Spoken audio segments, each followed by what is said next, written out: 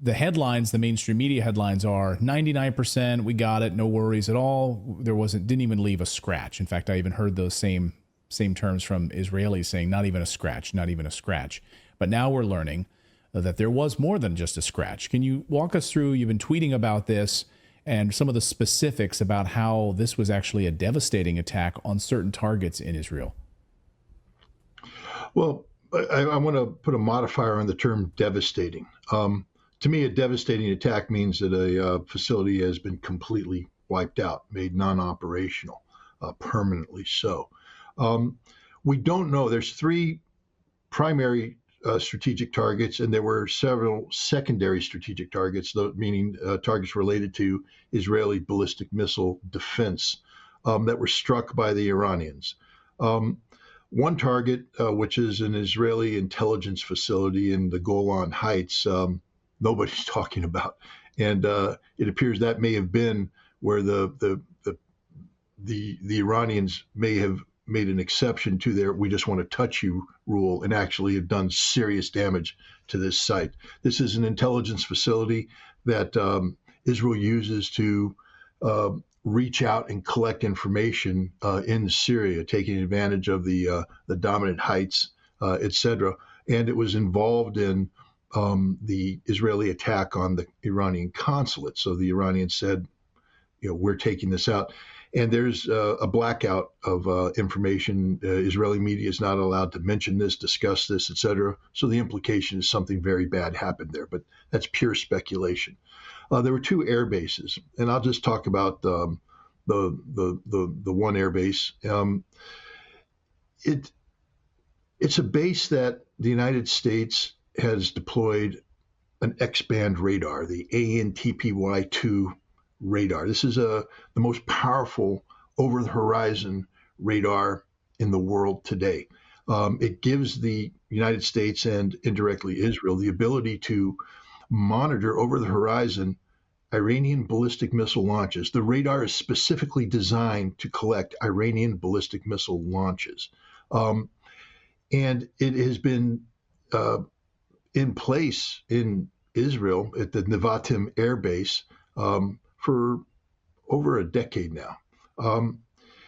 It is linked up with the American ballistic missile defense system, meaning that there's connectivity to Colorado, where the headquarters is, and connectivity to American satellites, surveillance satellites. The totality of the American anti-ballistic missile world is linked up to this, meaning that Israel has become an extension of America's ballistic missile defense.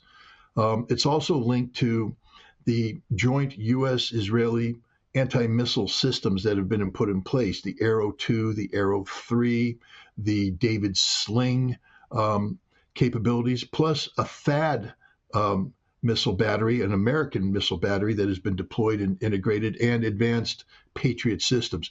Nevatim is the most heavily defended space on Earth, when it comes to anti-ballistic missile defense. And this is the place that cannot be touched. It is specifically designed to defeat Iranian medium-range ballistic missiles. The Iranians know this. They've seen this. And so over the years, they've developed certain capabilities. They've evaluated our ability to detect and our ability to respond. They recognize that the moment their missiles take off, that the United States and Israel will be made aware of that fact. They understand that if these missiles fly on a traditional ballistic trajectory, that they will be surveilled, targeted, and intercepted successfully so.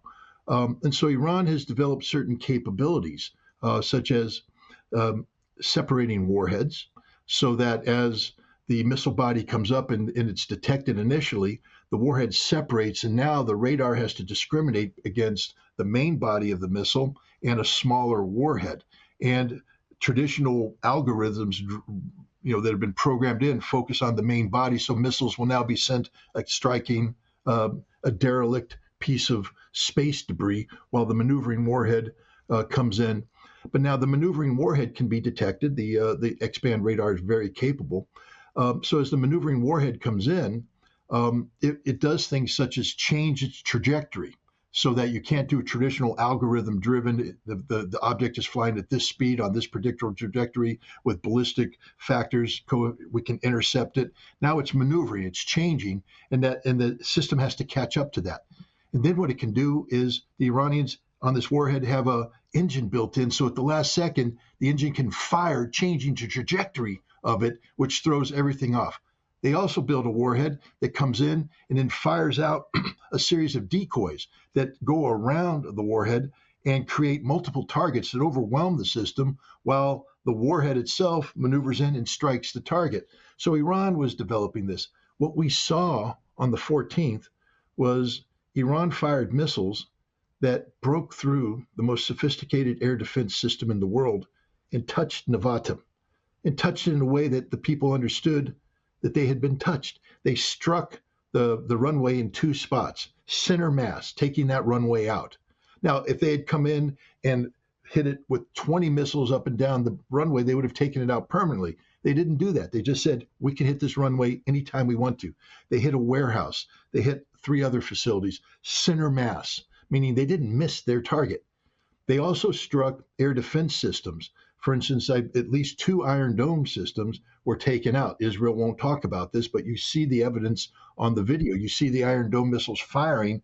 These are the missiles that I talked about that shoot out the decoys. You see them coming in. They shoot the decoys. The Iron Dome gets saturates the decoys. Meanwhile, the maneuvering warhead comes in. And at the last second, you can see on the video where the warhead tips up, comes in for the final attack, hitting it direct. Iran has sent a signal to the United States and to Israel that your missile defenses don't work, that we can hit any place we want, any time we want, with as much firepower as we want. We opted not to do it this time because all we're doing is setting a deterrence posture. We're letting you know that if you ever attack us again, we will strike you and you can't stop us. That's the most important aspect about this. The most heavily defended space on the earth in terms of anti-ballistic missile capability was struck successfully by the Iranians using the very missiles that this system was designed to defeat.